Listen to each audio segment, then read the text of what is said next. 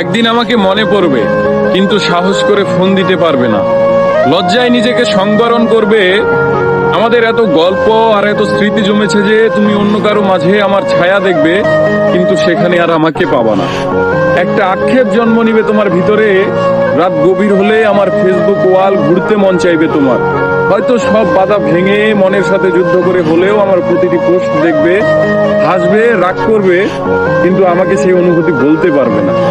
এর চেয়ে আর বড় কষ্টের কি হতে পারে বলো? কোনো এক ভোরে কিংবা গভীর রাতে ঘুম ভেঙে ফোন চেক করে দেখবে আমার কোনো টেক্সট আছে কিনা।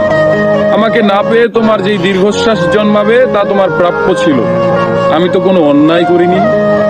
এখন যার সাথে আছো তাকে নিয়ে যতই সুখে থাকো, যতই ভালো থাকো, আমি জানি আমাকে তোমার মনে পড়বেই, কারণ আমি তোমাকে ঠকাইনি।